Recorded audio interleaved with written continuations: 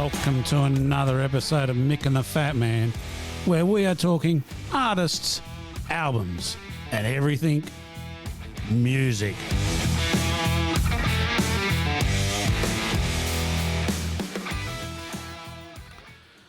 Well, welcome everybody to another exciting episode of Mick and the Fat Man, Series 4, Episode 5. G'day, Mick. Happy rock and roll to you, sir. And how are you travelling? Mate, travelling just fine. And look, I really should congratulate you on the job lot of Ks that you purchased. You know, the intro that we've got where we listen to everything. I think that's fabulous. Yeah. I know. And that's been going on for a few weeks now, so we must have actually got a longer term licence on the K. I'm leaving the K. I love the K. Yeah, I think it's great. I mean, people who speak proper good would never talk like that. No. And as you know, Mick, you've known me for a long time, I've never talked proper. I've always been a bit fucked as when it comes to the English language. Only barely made it through high school with the English language. Did you make it through finally? That's well done. I had to drop down to veggie English and I got through.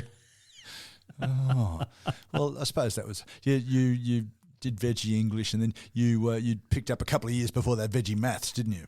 No, I actually did top of the pops maths, top of the pops physics. Oh, right. Yeah. But English, nah, not me. No, I could do maths and physics, not a problem, easy peasy. No English required, just talk shit. Of course. But English, no, I had to drop down to, I think was it called 2A, I think, something like that back in the day? Something like that, yeah. Yeah, and I did 3-unit maths. I didn't do 4-unit maths, I did 3-unit maths and then 2-unit physics. And did I do chemistry? I think I did chemistry as well. Physics and chemistry? I think double strand, I think it was called. It was pretty. That's before they invented STEM. And I did, I think I did another thing called engineering science 3-unit. Oh, bloody hell. Which was sort of simple engineering where you did things like moments about a force. Very interesting. And that's also fascinating stuff. Anyway, there's like, we could talk about that for minutes. Yeah, I think we went close to exceeding our limit there. But don't you love the new theme as the blood pours from your ears? It's got me, yeah. It's just insane. Anyway, let's move on. Mick, what have you got in the magnificent brand new pink Globite travel bag with deluxe interior? Mate, we've got stuff to talk. You're not going to believe some of the stuff we're going to talk about today. The internet is awash with the demands of rock stars as they tour. Really? Yep. I can't believe it. I know you can't. I know it's hard to believe that they would be anything other than normal people like you or I. Just want a packet of Tim Tams and a glass of water. God, you're really starting to move into this demanding environment, aren't you? Tim Tams. What's wrong with Jats? What's wrong with butternut cookies? Exactly. Or ginger nut? Yeah. When we were young. Have you had a ginger nut cookie of late, Mick? No, I haven't. For our overseas visitors, overseas listeners, ginger nut was a staple item in the Australian biscuit scene or cookie scene, and it was very hard. In fact, you could lose a tooth. You certainly could lose a tooth and a filling easily on a ginger nut. Absolutely. They softened up a bit over the years. Oh, yeah. I haven't eaten them for many a year. We should get a packet. Next time we're together, we should get a packet of ginger nuts and we'll just... Because you used to have to dunk them into hot tea or something like that in order to soften them up a bit. Ugh, yuck. But that's the only way you could eat them. Otherwise, we're going to do a Mr. Beast style taste test. Yes. I think that's fair. Yeah, we'll do. In fact, we'll go through... In fact, that's what we should do. We'll get some of the plainest biscuits of old. Ye oldie bickies. So the Scotch finger? Scotch finger biscuits. Monte Carlos. Oh, that's got cream in it. I think that's a separate episode. I think we go the plain, then we go the cream. Specialist, yeah, okay, all right. Because if you remember, the Kingston is a very, very big bit. Oh, I know that one, yes. But it wasn't a thing when we were a kid. Didn't exist. What, they have it without the cream? They didn't have a Kingston. The original, we had your orange, whatever it was called. Yep. Delta Cream. Yep. We had Monte Carlo. Shortbread cream. Custard cream. Custard cream. That was the other one that was in there. Kingston's weren't there. I'm just getting singing in my head through the Arnott's assorted cream biscuits box. Yeah. And so Kingston's are now in there and the custard cream's out. We'll get some custard creams to just reminisce with them. Fantastic biscuit. Oh, you take your eye off the market for 5 a year, a decade. Custard cream And look what disappear out of happens. your assorted cream pack. So, look, it's these are some of the big issues of our time. So we'll be talking about some of the demands of our rock gods later, Mick. But before we do, we are going to have to dig into a bit of...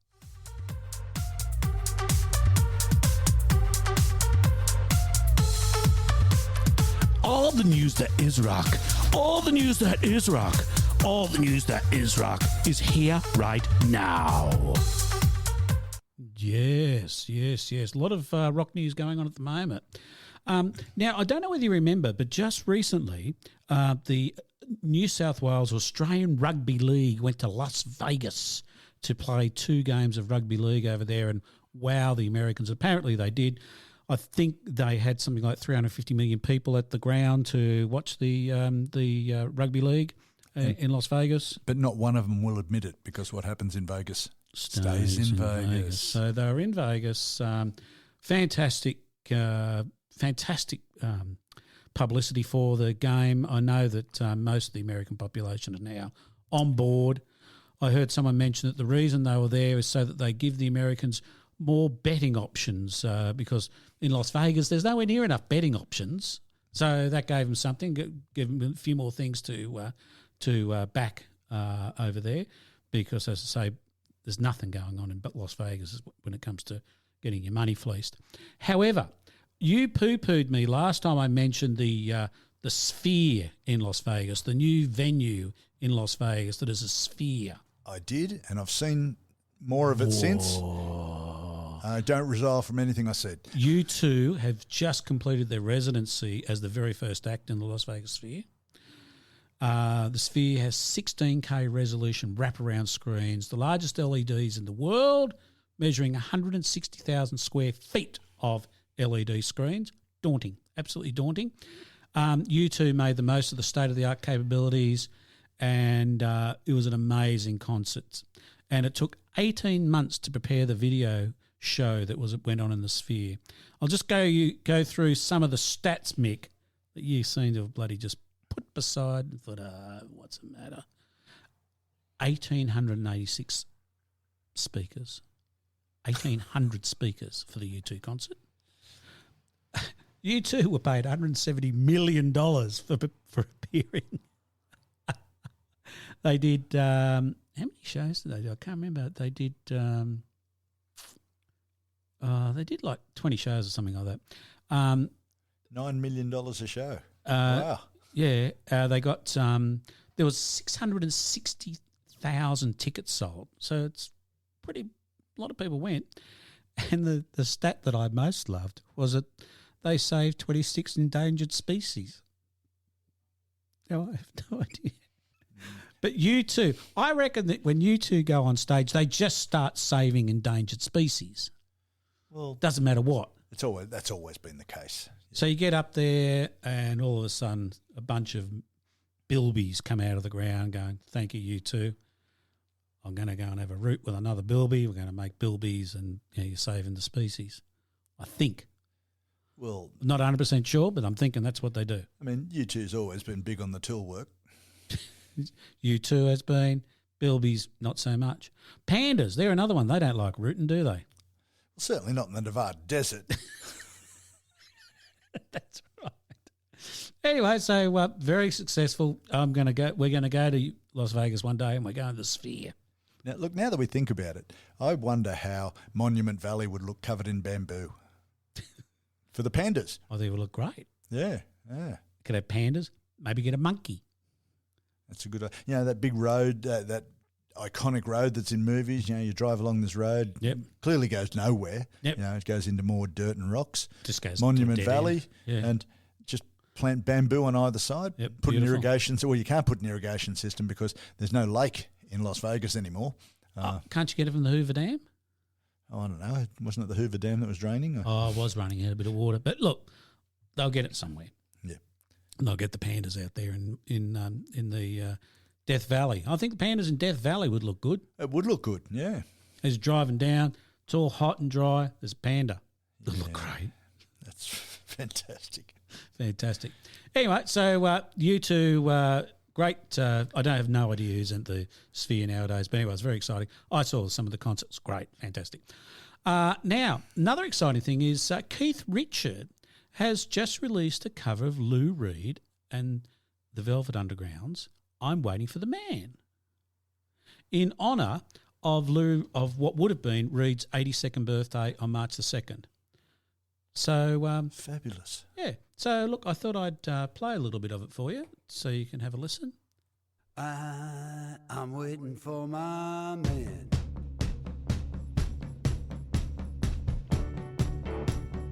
And Keith doesn't look crusty at all.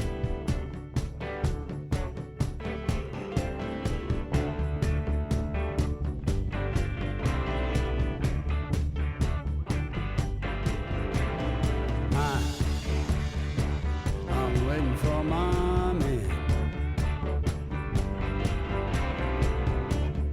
$26 in my hand. He's still got it, hasn't he, Keithie boy? Oh, God. He's fallen out of another coconut tree or something. He's got a helmet on now. I'm afraid that's not one of the most inspiring things I've ever heard Keith do. Music's good though, isn't it? The background music's not bad though. Pretty cool musos. Who was playing that? I don't know, a bunch of dudes, bunch of dark skinned dudes looking pretty cool, should I say. All right, okay, well, I can't impress you there, obviously. No. Jeez, he's hard to impress today, folks. Yeah. All right, so more news. Did you see just recently that another capsule landed on the moon? This was a private space capsules landed on the moon. A private one. Private one. And I think the Indians landed on there the other day and the Chinese have landed. Everybody's getting up on the moon action. The Japanese put one up there the other day. The Japanese, yeah. Everybody's up on the moon. Now, the thing I find interesting is everybody's saying, wow, look at all these ships landing on the moon. Yet Is that the moon people? The moon people. I think, There goes the neighbourhood. wasn't it 1969 where blokes got on the moon? A couple of blokes got on the moon? And then we land a capsule. Look at us, we fucking landed a capsule on the moon. Anyway, this one, the guy who put it up there, he has put up there inside the capsule a billion year time capsule, and it contained an unheard Jimi Hendrix song. So I can't play around that long. I can't play it because it's unheard of. And he's also got music by Elvis Presley, The Who. In fact, there's 222 items included in the Lunar Records collection, which is part of an archive built into the Odysseus lander. So there you go. I don't know what they're going to do. I don't know what the thing's up there for. But anyway, I assume it's not just to act as a record store, but maybe when you get up there you can buy some records. I don't know. I think that'd be important when people from other space places come to visit us. It'll be like a way station. Don't know. There'll be a McDonald's there. I think that's a good idea.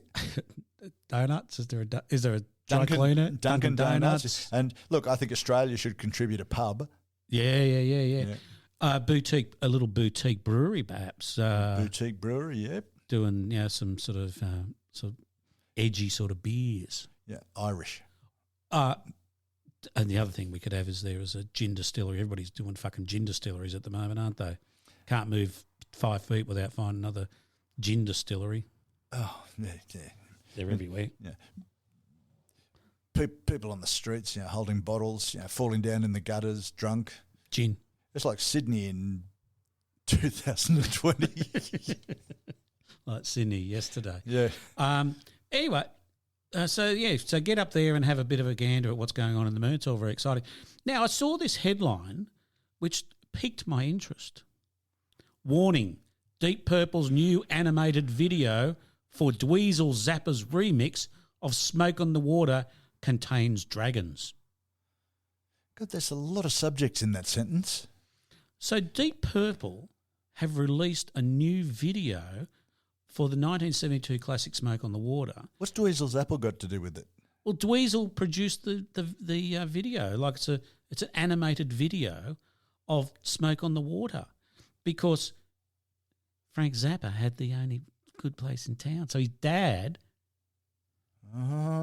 72. So it's the 50th anniversary of the album Machine Machine Head. Yep. And so they produced this animated video. That's fantastic. And so the link between the Zappas is there, because the Smoke on the Water. So there you go. Well, I watched a bit of it, and it's boring, but it's just an interesting headline, as you can see. Oh, for the headlines, fan. I think it's significant that it covers 3 generations of the Zappa family. Yeah. Dweezil, Frank, and his mother. Oh, yeah. Because it said, Frank Zappa's mother was at the best place in town. Was she there as well? She was, yeah. What was her name? Mary. Oh, that's dull. Would have liked to have been Moon. No, it's the daughter. Oh, they named the daughter after the mother. Maybe, yeah. Moon Unit. Moon Unit, that was Yeah. And Dweezil, something different. Yeah. It went through a phase, didn't they? They called David Bowie's son, called his son Zoe Bowie. Who now calls himself David Jones. Does he? Yeah, a little bit more boring. I like the fact that Elon took that up again. He got that going again with his kid called, I don't know what his kid's called, Eon or something like that, I think. I can't remember now. Oh, yeah, strange writing symbol. Yeah, but anyway, it's good to see. Now, here's a bit of controversy, Mick. Love controversy. Very controversial. John Fogarty has been cancelled. Oh. Last month, the organisers of the Country Fest Queensland festival announced that Creedence Clearwater Revival, the Creedence Clearwater Revival legend, John Fogarty, would be heading down under to the event. Did they tell him? They did. He was all up for it. He's up for it. He said, I'm coming down. Yeah. Next thing he knows, the concert mob have said, due to unseen circumstances, John Fogarty can't come. John Fogarty put out a statement and said, I'm coming, let me come. They said, no, fuck off. We can't have you because of unseen circumstances. What's going on there? There's a mystery. There's a mystery. Yeah. So anyway, if you're going to go up to the Country Fest Queensland, John won't be there. There's a conspiracy. There's a new conspiracy theory afoot. It looks like a conspiracy, doesn't it? It does. Something's going on and we don't know about it. Yeah, well, he's probably having another blue with the rest of the members of Creedence Clearwater. Are they all alive? I wouldn't know. You wouldn't think so, would you? No, you wouldn't, no. Anyway, so that's a bit of rock news there, mate. A lot of good stuff going on there. Yeah, I'm impressed. We're getting to the moon and we're going to have a listen to that Jimi Hendrix song, though, at some point. That'll be fantastic. After we go to Vegas. We're going to Vegas. Well, the takeoff point is just near Vegas. We're going to the Sphere. See who's going to... I'm hoping it's like Whitney Houston's going to be on there or something like that. Oh, that'll be good. I'll enjoy that. Whatever happened to U2 and Joshua Tree? Weren't they good back then? Well, that's why they're in Las Vegas. That's where the Joshua trees are. Oh, is that the link? Get with it. Oh, I'm sorry, yeah. I thought they were about music, but I forgot that's old news. They did they did long concerts too, though. Apparently you got your money's worth out of the U2 concert there. Yeah. They played the one now in the Sphere. On average about 22 songs per concert. Fantastic. That's good. How long's each song? Some of them would have gone on for ages. Once you let Edge go, he could have been there for days. Yeah, maybe. Doing a bit of echo. Anyway, look, mate, it's time to move on to 1001 Albums You Must Listen To Before You Die, Robert Dimery. Page 476 opened upon my vision, and it was Orchestral Maneuvers in the Dark. The album Architecture and Morality, produced by Richard Manwaring and Orchestral Maneuvers in the Dark. art direction, Peter Saville and Brett Wickens. Running time, 37 minutes and 2 seconds. It was their biggest chart success. And in fact, it goes on to say that widely regarded as their masterpiece. So this is the top of the pops for Orchestral Maneuvers in the Dark. Their seminal third album marked one of those rare occasions when creative and commercial concerns aligned to perfection. Fantastic. Mick, fantastic writing. What do you think, Mick, of OMD? Look, I've got to tell you, they've probably never been the top of my pops. I don't want to sound like a Rolling Stone reviewer, but I'm not terribly excited. However, I'm sure that they're very good and their mums think that they're very good. Great praise. Great praise. Look, it's indicative. Mum likes us. Yeah. Mum likes us. Yeah. Okay. And look, 37 minutes, it's an indicator. That's what we've long talked about albums. Can't go over 41 minutes, so the sound quality is going to be pretty high. Yep. Look, I've listened to it. I don't just say, oh yeah, we don't want to listen to that. We don't. So I've had a good listen to it, and look, there's lots of hints of stuff in there. There's a lot of ambient, and it's indicative of a lot of the music that happened in the early 80s. And this is 81, this album. So it a lot of the music that happened then, a lot of German music, Brian Eno, of course, all of his stuff that he'd done for the 8 or 9 years before this album. I heard echoes of it in this particular album. Stuff from Before and After Science. Echoes of that in this. Stuff that Eno did with Cluster, an album which we might put in the playlist called After the Heat. And certainly I could just put one track into the playlist. It fits in a box with other bands that we've talked about, Sisters of Mercy, Spandau Ballet, and again, as I say, Eno's stuff. My best memory of Orchestral Maneuvers in the Dark is we used to have a radio DJ called Rusty Nails. Oh, yes, we did. Who used to have a whole lot of characters. And one of the characters that he had on his radio program was Roger de Suave, hairdresser laureate. I'm surprised, amazed you can remember this. Yeah. and Roger, one of his favourite bands used to be Orchestral Maneuvers in Condell Park, which was... and Condell Park was a fairly ordinary working-class suburb in Sydney, Western Sydney. I lived there for a while. Yeah, exactly. So you know exactly what I'm saying. So Orchestral Maneuvers in Condell Park was what Roger was into. And God. The album sold 4 million copies. I wouldn't have thought that the sleep apnea problem was that big. I was when I put it on, I listened to the first song. I thought, not too bad. I got a little bit of hint of Joy Division sort of sound there. Yeah. And then I unfortunately moved to the second song, and then the third song, and by this point, yeah, you're right. Sleep apnea is starting to kick in. Yeah. It starts promising and sort of really doesn't deliver that well, does it? That's what I figured. Look, the production perfect. Sound clear as a bell. But what's the point? No, I think is it just showing its age? Do you think? Do you think maybe if we had to listen to it in 1981, we might have went, wow. Well, what you mean? We're going to take off "God Save the Queen" and put on Orchestral Maneuvers in the Dark and go, wow? No, we wouldn't. Probably not. No, could have been late at night, like after a few bottles and bongs and the like. Could have been probably, but yeah. Look, anyway, I didn't. It's not something I want to do. I don't like to pan albums unless they're by PJ Harvey, who, by the way, I listened to some of her later stuff. Yeah, and it got a whole lot better. Oh, okay. It really, so therefore, I'm trying to redeem myself from my earlier panning of her first album, but this is their third album. Great name, Orchestral Maneuvers in the Dark. Great name for the album, Architecture and Morality. Now, those two things go together like God knows what. Love and marriage. The cover's quite nice as well. Yeah. I like the cover. It's important to have a good cover. And we like the first song. We do. So there we go.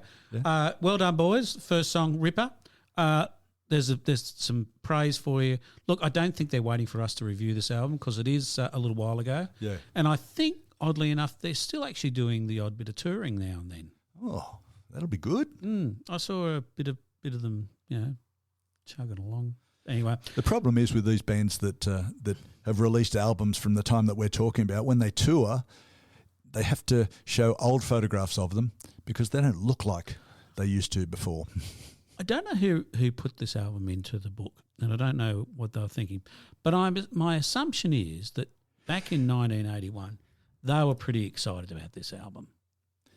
Certainly were. It was hailed by all sorts of people. Got good reviews and stuff like that. Anyway, look, I think that's more than we need to do to talk about this album. I think it's time for us to move on. Yep, I think so. Mick, some of our famous rock stars sometimes put interesting things into their contracts for their tours because they just want the odd thing here and there, like, as we said, a packet of Tim Tams, Packet of smokes. Bottle of beer, bottle of DA. And who wouldn't? I can understand that. And that's all they want. But some people are a little bit more demanding. Yeah. Kick us off, mate. What do you got for us? Mate, well, look, I'm staying at your place tonight, and I hope you got the Chateau Latour that I've asked for, and Of course. and a couple of bottles of premium blend Guinness. Yep, got Guinness, Yeah, red wine, white wine, and a bottle of because I know you're a bit of a brandy man. A bottle of Shadow Tanunda.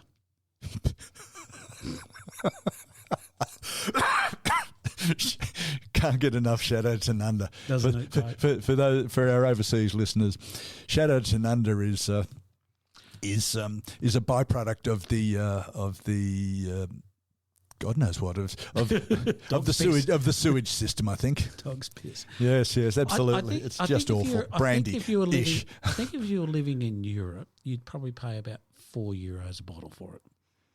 And complain. And complain a lot. Yeah. I think we pay cheap for it, but it is it's just awful. dog's piss. Look, in real life, we can get anything that we want when we go, say, to a restaurant. We can ask for gluten-free, or we can ask for no onions, or especially in the dessert, or we can ask for the dessert with chocolate pecan ice cream, which is one of my favourites, except for the chocolate bit. I don't like. Can I have it without the chocolate? Thank you. And no strawberries. I did notice the last year when we were in Europe, and in particular when we were in Ireland, the legend on the bottom of the menu, so like in nice restaurants, the legend on the bottom has about 100 things where when you're looking at the menu, there'll be a flower, there'll be a plant, a thing, and there might be 10 different pictures of things. You then go to the legend at the bottom and goes gluten-free or added gluten, and it could take you a good 2 hours just to read the fucking menu before you even order anything. One of my favourite pleasures in life. Don't want to eat, just want to go there, read the menu, leave a tip and go. Just want to see what's gluten-free. Yeah, absolutely, yeah. Because there's so many gluten-intolerant people in this world nowadays. There's so many intolerant people these days. Every man and his dogs decide they're fucking gluten-intolerant. None of them have had a fucking bloody scope up the arse to prove it. They're all just full of shite. Sorry. Well, on that note, the main influence on what we get, wherever we are, whether it's at our job, on the job, in a restaurant, whatever, is who we are. Yeah. An important customer's got more sway at the local coffee shop than you have, and than I have. At work, the boss has greater say than I do, and that you do. On a plane, your airline club or your loyalty club member is going to get upgraded way before you do. Correct. Yeah, so look, it's a little different, but yeah, much the same in the world of music and celebrities. And some of the world's biggest celebrities, and I don't mean big in size, I mean big in the size of their celebrity. Celebrityness. Yes, celebration. There you go. Who'd have thought there was a link there? Can be quite demanding. Look, get them on stage, managers, promoters, and staff at venues around the world have got to meet their every request. and some of these people are precious as. Rock mythology has bizarre stories of stars making obscure, confusing, outright insane requests before they'll come and play a concert at your venue or for you. Look, today, let's have a look. Like I said, the internet, the interwebs, are full of them. They're everywhere. So I've trailed through and deleted a few people who aren't really our cup of tea. It's funny. It seems like the more mainstream and big these performers are, the weirder their requests. Yeah, right. Yeah, so I've deliberately left them out because unless they're making rock music or music in our oeuvre, yes, fair enough. We don't care. Fair enough. So, look, these demands are known as a rider.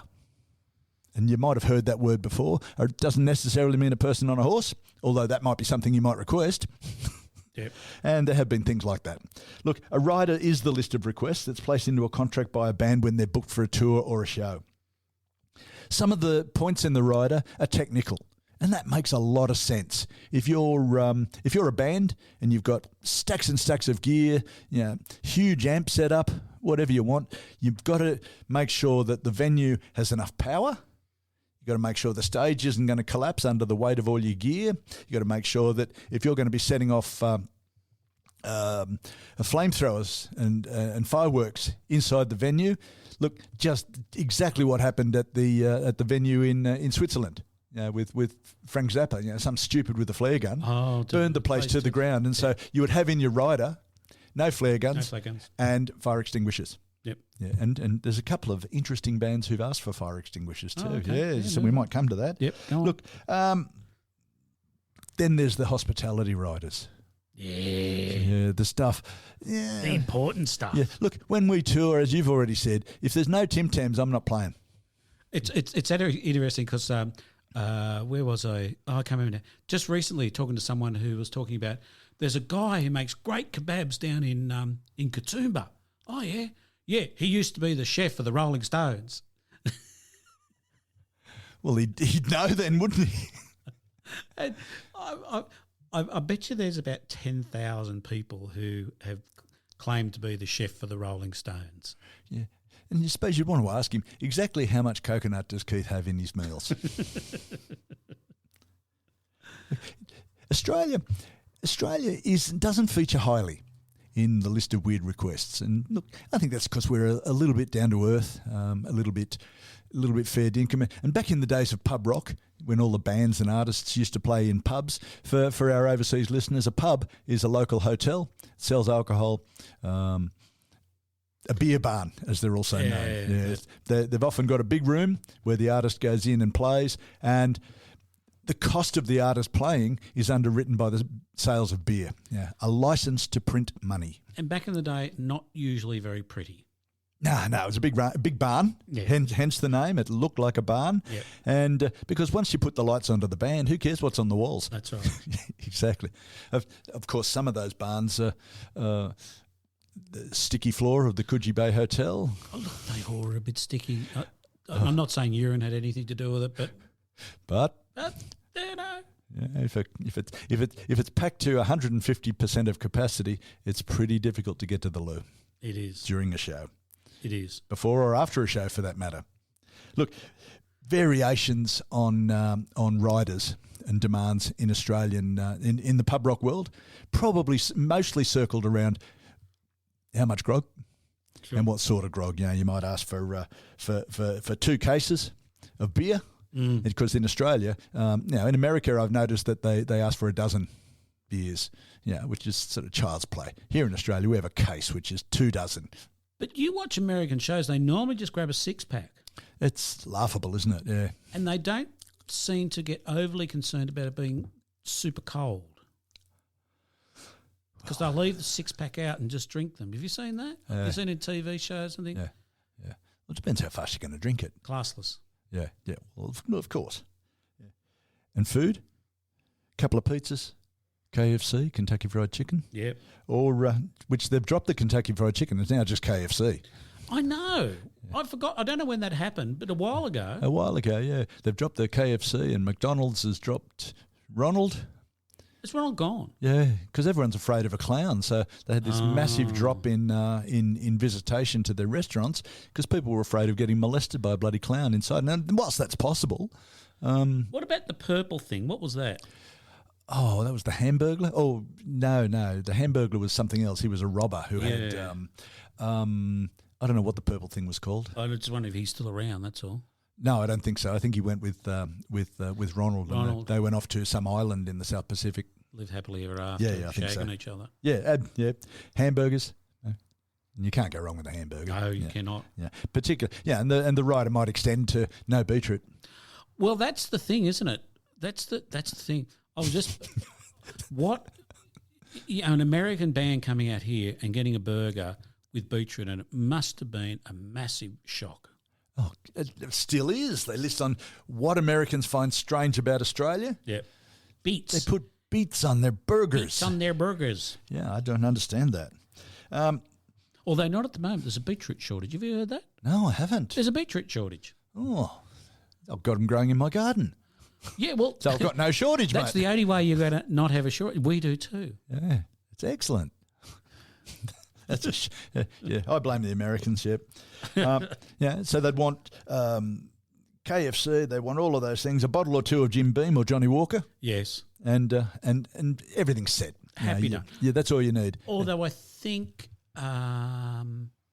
Southern Comfort used to be a thing too back in the day. Well, Mark Hunter of Dragon used to perform holding the bottle of Southern Comfort, so he did. wanted his rider early. And Barnsey very regularly turned onto the stage with a bottle of Jim Indeed. Beam. Indeed. Yeah. So it was a very practical addition to their performance. Indeed. So it wasn't an ego thing. No. It was, we need this to play. Yeah. That's right. Yeah. So look, in addition to all of the grog and the burgers, it was pretty much expected that the venue would provide items such as towels to allow wipe down after a particularly energetic show, and they were really, because it was a sweat box. Yeah. It was a barn, with too many people in there and very loud, and the band's playing frenetic music. It's all great. Because back in the day, they didn't have LED lights. They had hot 1,000-watt lights. And if they had 50 of them, that's a lot of heat. They did indeed. That's a hot light show. They did indeed. Look, long-term listeners are going to remember that I talked about, quite some time back, about a show at Canterbury Leagues Club. Oh, yes. Now, for overseas listeners, a Leagues Club is a local club. It's sort of like a pub for members, where things are funded by alcohol, but also by gambling. We have we've got more poker machines than Las Vegas, and Canterbury Leagues Club, which is in the west of Sydney, was one of the larger ones. And we saw a band called Rose Tattoo, who are quite famous, perhaps not in America, but certainly in Europe. They cut a bit of a swathe there, and they were very loud and very energetic and very loud. And very loud. Yeah, and very, very loud. And so Rose Tattoo had put on their usual no-holds-barred show. It was a big show. It was great, really good. And the club hadn't expected it. I don't know why. You've got Rose Tattoo on the bill. You listen to their music, which is dun dun dun dun dun dun dun dun. Yeah.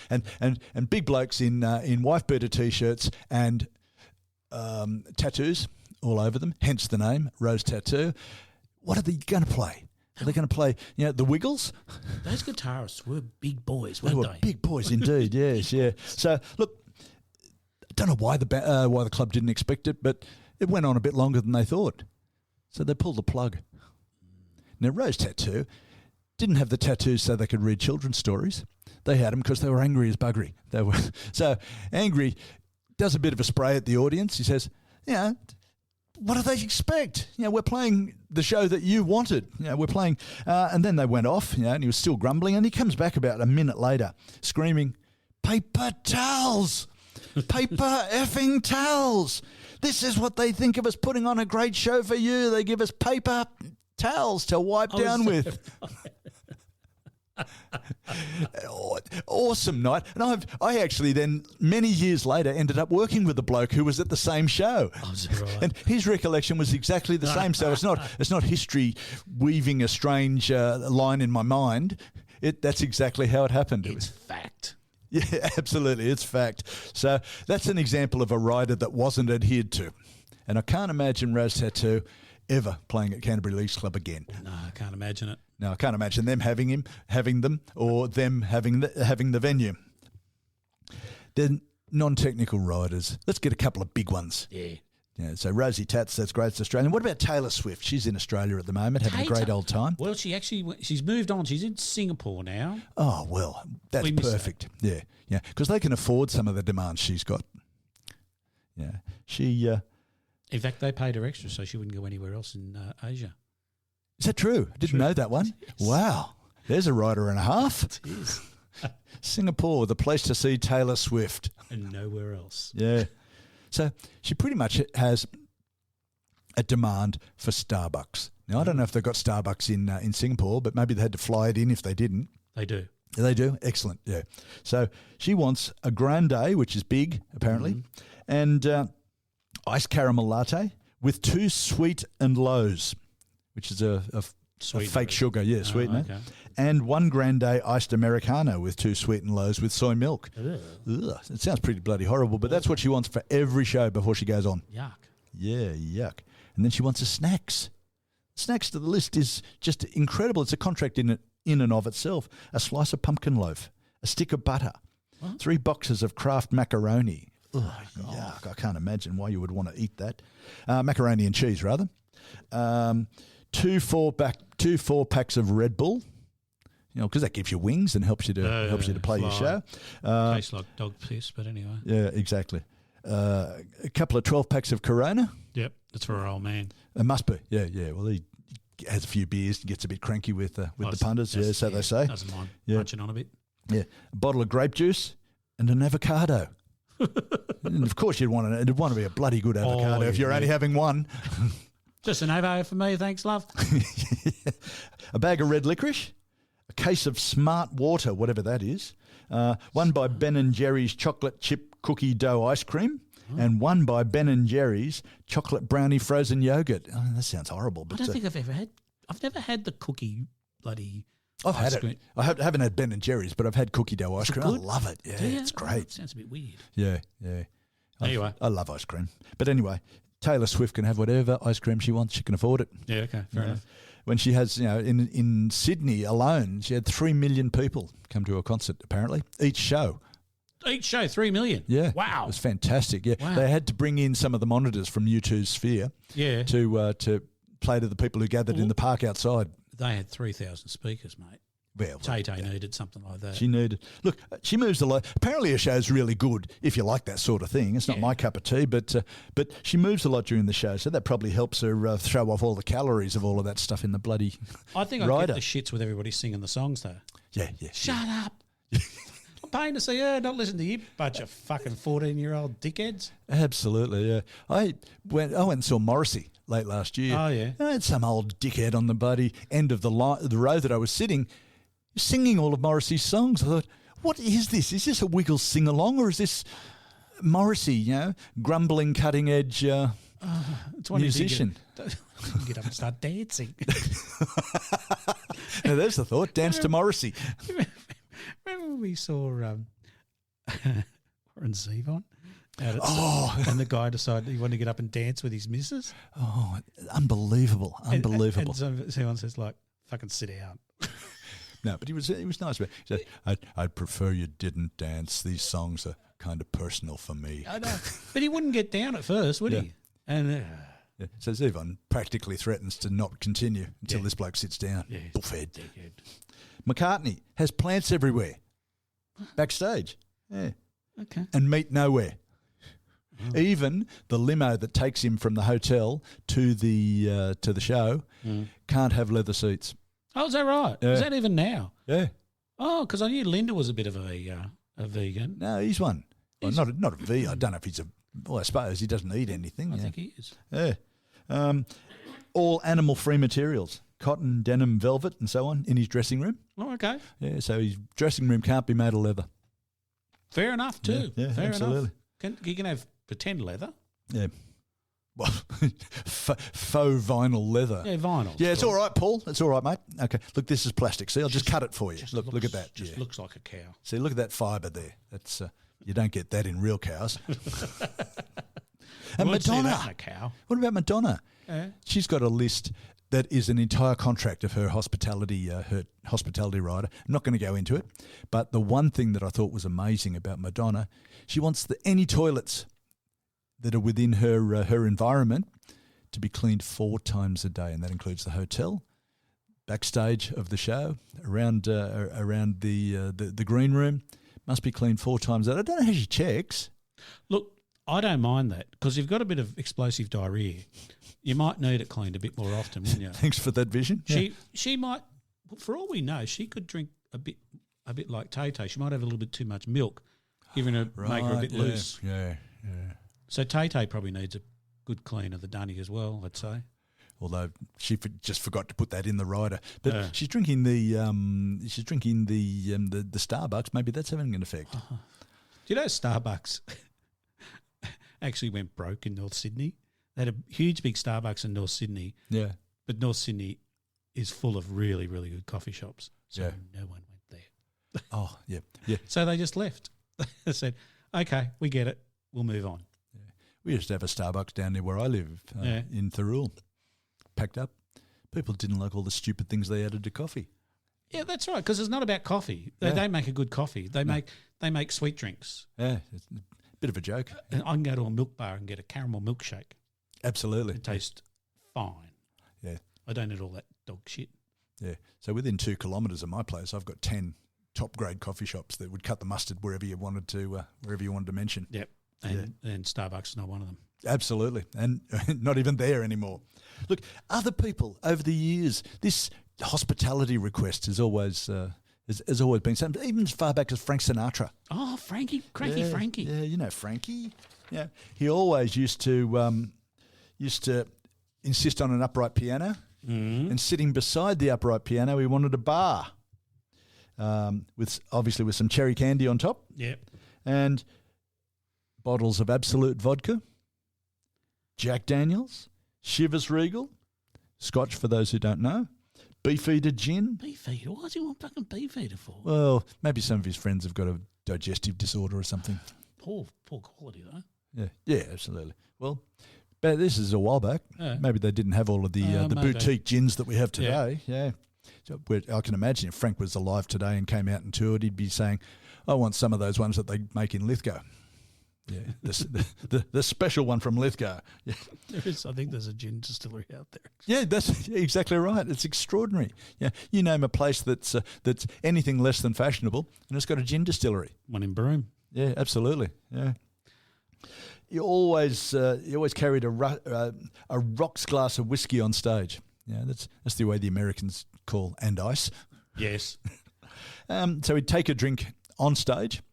Yeah, I don't like ice in my spirits because the ice just kills the taste. Sure, but I still like it. I don't know. I like it to dilute it as it goes. And there you go. Look, if you're trying to drink a lot and drink it fast, if you're drinking a Scotch whiskey, I won't put any ice in it. I'll just do a touch of water. But no. But anyway, he did. And the thing is, though, he basically made Jack Daniels, who was like a little boutique brewer, and because he started pushing Jack Daniels, they became famous. Didn't he come on stage and say, "Here's this glass, it's Jack Daniels, it's the nectar of the gods"? The nectar of the gods, and off they went.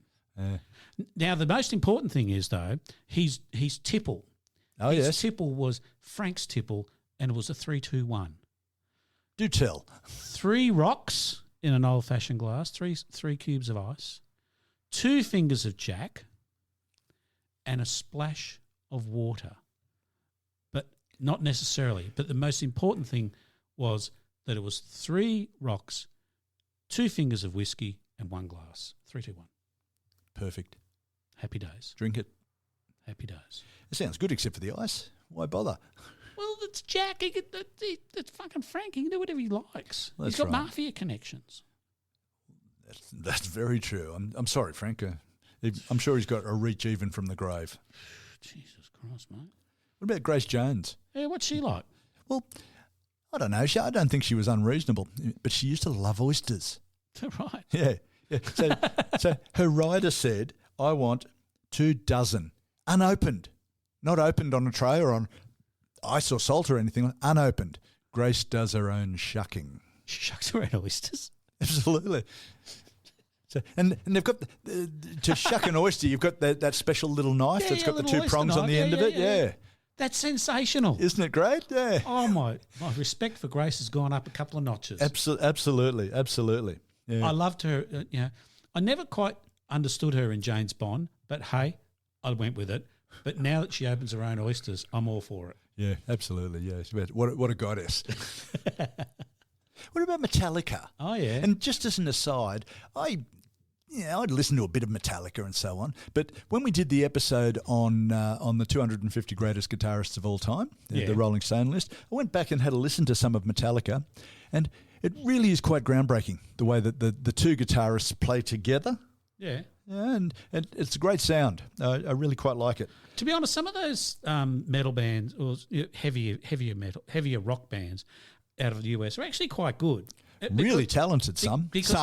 Yeah, but the thing is, so they've been around for bloody years and years and years. And you go back to some of their early stuff, there's some really good stuff in there. Yeah, absolutely. And some shit, but I mean, overall, some good stuff. Yeah, I think next episode we might just hark back to a couple of lessons from that list, because I've been still listening to the playlist that we put together, and it's got some beautiful music on it. Really good. Have you ever been a fan of Rush? I haven't been able to get into them. Neither have I. Had a listen and I thought, no, yeah, right. It didn't seem to do anything for me, but people keep raving about Rush, and I don't quite get it. But anyway, maybe that's just me. Well, it's possible that we don't know everything. Look at that shocked look on your face, Jeffrey. That's stupid. Jesuit. I bet you didn't know that Metallica insisted on having bacon. Why wouldn't you? What do you want? Bacon. They want bacon available for every meal of the day when they're playing. So if they were playing a lunchtime matinee gig at a festival, for instance, bacon. Let's have a barbie set up out the back with bacon. So are they having a bacon sandwich or just bacon, do you think? And I'd like to think it's just bacon. Yeah. I'd like to think it's just like crispy bacon, just crunch. Just pick it up, just go crunch. Just sitting in a Bain Marie sort of thing, just crispy. I just did a few hotels recently overseas last year, and there was bacon and there was American bacon. The American bacon was like, pick it up, it's crunchy. Yeah, not quite that excited about it. No, but it was kind of fun that you could I'd always put some on my plate and just go crunch, crunch. Weird. You should have a word with the guys from Metallica. I should. You're of a like mind. We might be able to get together. But guess how weird they are. They insist that there's no alcohol before or during the show. That's good thinking. Yeah. You can have a lot of piss there after the show. Yeah, you can get on it. But before or during the show, That's good. Yeah. So the drummer's not sneaking off, getting a couple of quick Frank tipples. No, I mean they're probably probably tripping out of their fucking head.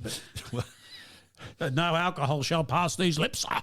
I've got to tell you, I've got nothing. I've never seen anything that suggests that Metallica's a druggy band. No, I just made that up. Believe it or not. Come on, we strive for accuracy here. Everything we say, Jeffrey. Sorry. Metallica also wants, believe it, fresh fruit. Yeah, good. 2 gallons of juice. Yeah. What do we have? We have litres in juice. That'd be about 8 or 9 litres, I think. 5 litres to a gallon. Yeah, 9 litres, 10 litres. Yep, there you go. 9 or so different brands of cereal. Are there that many? Yuck. Would they be? See, this sort of suggests to me that they're going to want like All Bran or something like that. Would they be into like fruity? What are those round fruit things called? I think in America they're called Frosty Fruits. I think they're called Fruit Loops out here or something like that. Yeah. And the chocolate ones, Cocoa Pops out here. I don't know what they're called over there. Cocoa Pops, aren't they? They're called Cocoa Krispies or some nonsense. Yeah. They're just a vehicle for putting sugar on. Absolutely. Ultra-processed food. Don't eat it, folks. No, it'll kill you. And also hot coffee must be available all the time. They're there. See, this is where I'm separated from Metallica, because that piss stuff they drink over there that they pass off as coffee that's in a jug, it's not coffie. Maybe they like touring overseas, so they get real coffee. It's a warm beverage, but it's not coffee. Yeah. So they've got Terry over there by the machine. Terry, I'll have a cap and 2 large flat whites, thanks, mate. If they come with their own barista, Yep. great. Yeah. Way to go. Yeah. That's coffee. It's just tar what the Americans make. That's right. I can say 2 flat whites, extra shot, cappuccino, a latte, and we need a soy flat, a soy cap. George, do you want almond milk? Yeah, almond milk and macadamia milk. And don't you fucking hate it nowadays? And meanwhile, the road crew's backing up, saying, come on, we've got a stage to set here. George, are you still having macadamia? No, I've moved on, mate. I'm on almond milk now. But speaking of coffee, did you hear about J-Lo? No. I know that she's not what we think of as a musician in any way, shape or form, but this ties straight into Metallica. Her coffee must be stirred anti-clockwise, or else. I don't know, maybe it opens a portal into another dimension or something. I don't think I've ever stirred coffee anti-clockwise. I don't think of it. I don't think I stir my coffee because I don't have sugar in it anyway. No, do I. No, I don't. But if I did, I'd stir it clockwise. Well, she wants to be different. I know it does go on if you stir it anti-clockwise. Well, and how does she know? Maybe it does. It opens a portal to the wrong dimension. Whoa. Whoa. That's hardcore. It is, isn't it? Yeah, it's pretty ordinary. What else you got? Have you seen pictures of Axl Rose in the last few years? Yeah. He's porked up like something, like nothing on earth. So he can jump off the speakers and he can land easier. Well, they'd have a technical rider there that the stage must be reinforced to cope with Axl if he jumps off the speaker box. Yeah. Long time ago, I saw the Angels playing. They were supporting Bowie in '77, and Doc Neeson jumped off the speaker box, and he was fit, and he was young and thin, and he was fine. I can't imagine Axl doing that. Not at all. Particularly when they ask in their rider for a huge amount of pasta. Ah, yummy. Angel hair, primavera, fettuccine alfredo with all that lovely cream. Good on you. That'll pork you up. And a large fresh pepperoni pizza. Now you're talking. I love a pepperoni pizza. Yeah. Well, we're going to have one tonight. Where to go? We can all pretend we're Axl Rose. We can jump off. We can climb up on your table and jump off onto the floor. I've pre-porked. Hence, the fat man. Well, there you go. What else we got? Bono. Hey! Yeah. Now, hold on. At the Sphere... Oh, yes. Did they have catering there? They would have. They would have been the top of the pops. What would he have asked for at the Sphere? Well, he's pretty good actually, because he's trying to keep in good with with all the hungry people in the world that he's trying to raise funds for. So all he asked for is a case of Guinness, bottled Guinness. Is that all? Yeah. Now I don't know how that's going to go because I've had Guinness in Ireland and it's just a beautiful drop. It really is very good. It doesn't travel, and I don't know how imported Guinness from somewhere else travels. From Ireland rather travels. When you have it somewhere else. But if it's made somewhere else under licence, it's awful. It's bloody awful. Yeah. It's awful. So I don't know how Bono's going to go. I was in Ireland recently. I didn't go to the Guinness Museum. I'm the only person who's been a serious oversight. The only person who's been to Dublin didn't go to the museum.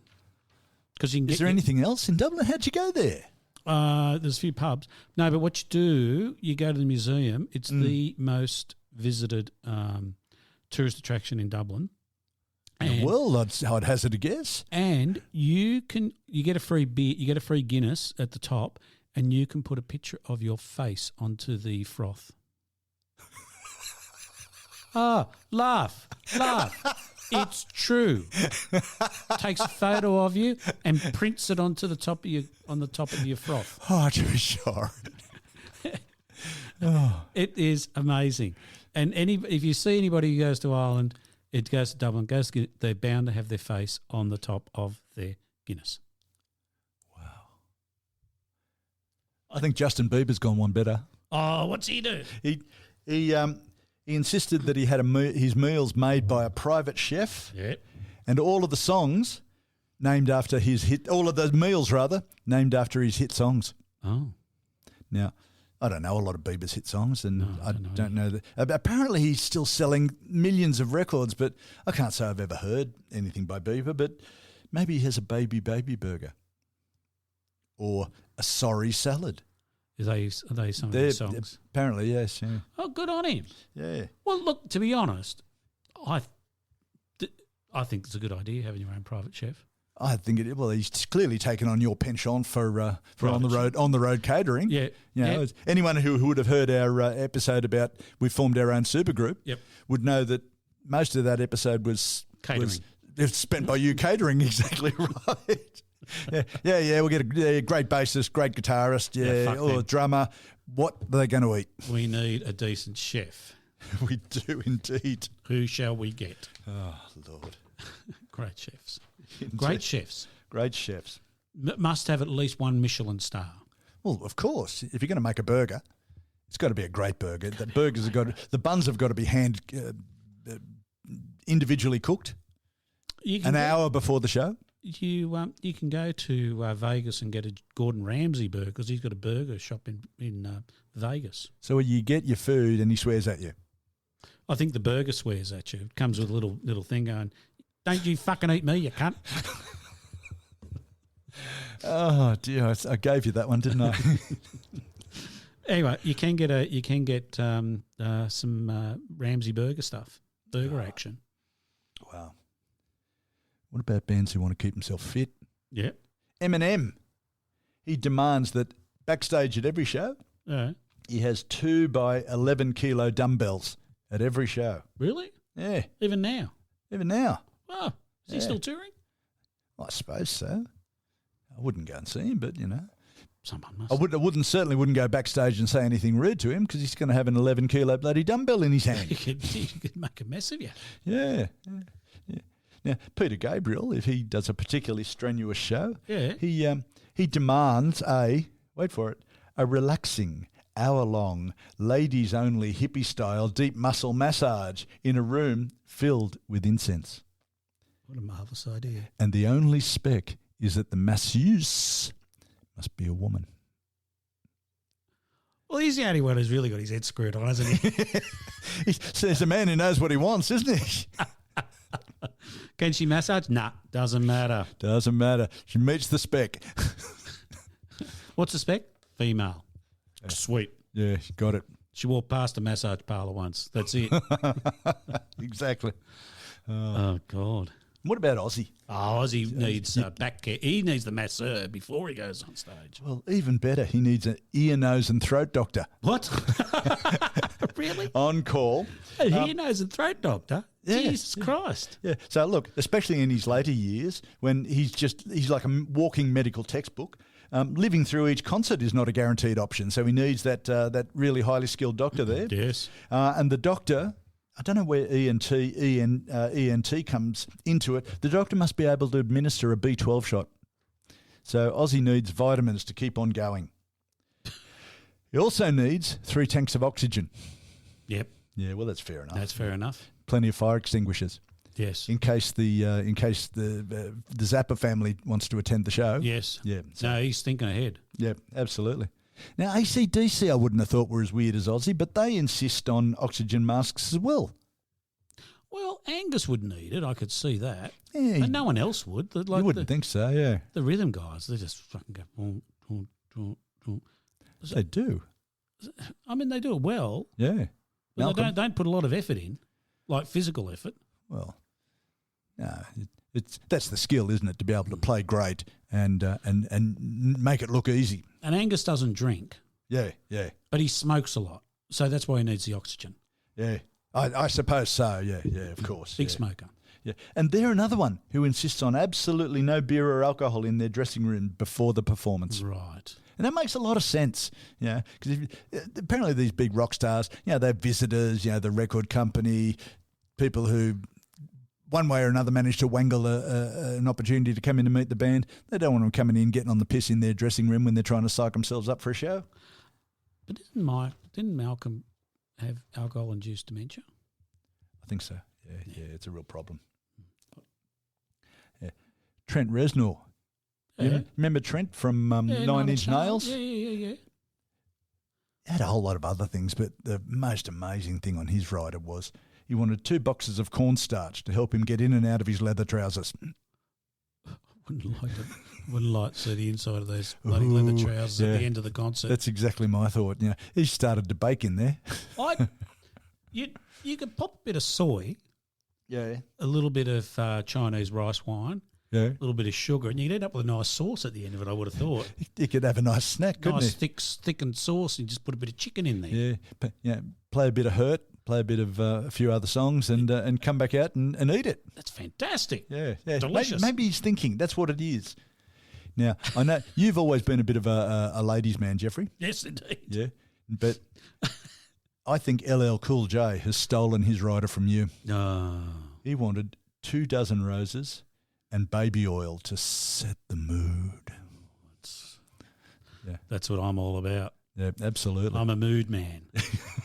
As you would. Look, and these are all great, but I looked at some of them that are there. Some of the ones we've talked about, do make sense in the overall scheme of things. Yeah. They want this, they want. But I looked at some and I thought, seriously, are you taking the piss? Who you got? Mariah Carey. Now, hold on. She seems so genuine.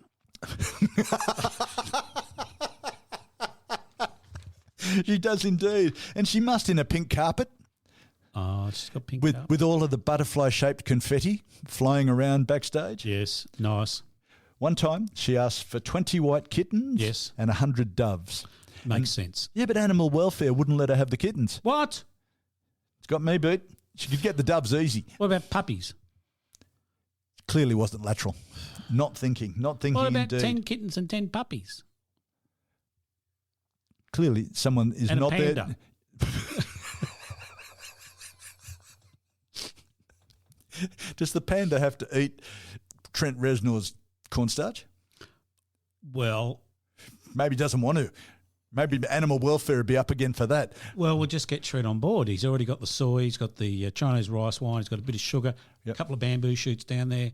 Beautiful. Fantastic. It'd grow during the show because it grows like topsy bamboo. It's just fantastic. He's got a couple of hungry pandas hanging off him. and then it's part of the special effects of the show. Fantastic. James Brown. Yeah. I don't know how he got away with this. He once requested 2 girls under the age of 21 and a lady's hairdryer. What's a hairdryer for? I don't know. I couldn't get beyond that. Yeah, what's he going to do with the hairdryer? I'm surprised he went to size 21. Yeah, well, it's quite old, isn't it? But Zepp. We know that Zeppelin's had all sorts of things backstage at various times and used fish in all sorts of little backstage games. Mm-hmm. But one of their most famous things is they wanted an iron and an ironing board. What? Probably to straighten out Robert Plant's hair. What? It's weird. Yeah. An iron and an ironing board. I can understand the couple of under 21-year-old girls To do the ironing. to do the ironing. Yeah. Help out I can't believe it. Robert Yeah. with things. Yeah. But anyway, okay. Man. Okay, look, give us a couple more. We're hitting the end of time, so Okay, mate. just a couple more and we'll be out of here, I think. All right, I think Iggy and the Stooges. Been around a long time, been through a lot, self-induced most of it, but their rider is legendary. They wanted 7 dwarves disguised as the dwarves of the wonderful Walt Disney film Snow White. If dwarves weren't available, a belly dancer would do. That makes sense. A Bob Hope impersonator. A brand of cigarettes that he doesn't like so he can throw it in the bin. Beer, that's and 2 bottles of red wine, preferably something we've heard of but still can't pronounce. and a copy of USA Today, an American newspaper, USA Today, that's got a story about morbidly obese people in it. It's great. Isn't it great? It's just beautiful. He is a fucking nut job, isn't he? Well, that's really taking the piss. He is that is sensational. It is. I wonder if he still has them in. He'd be lucky to get a concert nowadays. Oh no, I suppose he would. Get a concert. He's still playing. Yeah, he would get a concert, wouldn't he? Yeah, he comes out with a Zimmer frame, and he's got. He's one of the people that Bruce Springsteen brings out the stewed fruit. Yeah. Oh yeah, that's right. He would. He'd need a bit of help. Yeah. And the best thing on his rider is he wants cauliflower and broccoli, cut into individual florets and thrown immediately into the garbage. I hate that stuff. Have you got one more little one just to finish us off? Well, can you indulge me with two? Yeah, go on. Yeah, Van Halen. The most famous rider of all, the one that says, "Oh yeah, no brown M&Ms backstage." Yes. Now, funnily enough, I used to think, okay, they're just super rich musicians taking the piss, and there's a very good reason for it because they've found that promoters and venues and things don't read the fine print in a contract, so they put that somewhere deep into the contract. And if they come backstage and find that there's brown M&Ms in the fruit bowls, in the chocolate bowls, they know that no one's read the contract. Or so they walk other out. colours other than the brown. No, yeah. If there's other colours and no brown, it means they read the contract. Right. Right. But they want the brown removed. Sorry, I didn't see. Yeah. So look, David Lee Roth said, we come in with about 5 tons of gear for each show. If that's not set up properly, somebody could get hurt.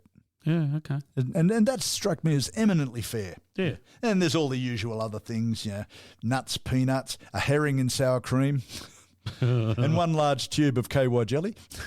Jesus. Yeah, a large tube. And the Foo Fighters. Let's bring us back to dough here. The Foo Fighters want vegetable soup. Oh, because they were just with Paul McCartney just recently, actually. Yeah, well, there you go. Did you see? They've out-vegetarianed each other. Yeah. So vegetarian soup. Yeah, what else? Yeah, and apparently the UK equivalent of MasterChef held a contest on the show that all of the contestants had to cook vegetable soup, and the judges was the Foo Fighters. Oh, is that right? Yeah, how awesome. A lot of fun. Oh, great. But they put in their contract a bag of pirate booty, not Johnny Depp. Used DVDs, no sports titles or Martin Lawrence. Right. Yeah. Any magazine that shows that you have a brain and fantastic interests. So no Rolling Stone or People. But the really nice thing I thought was really good, on top of the humour, they want, please make arrangements for any leftover food to be collected by a local soup kitchen or homeless shelter. Nice. And that's really nice. And what about we finish us off with Weird Al Yankovic? Oh, I love Weird Al. Yeah. He insists no food, no grog, nothing else, nothing special. One garish Hawaiian shirt at every appearance. Brilliant. It's brilliant. Brilliant. What a way to finish. On that note, ladies and gentlemen, thank you very much and see you next time.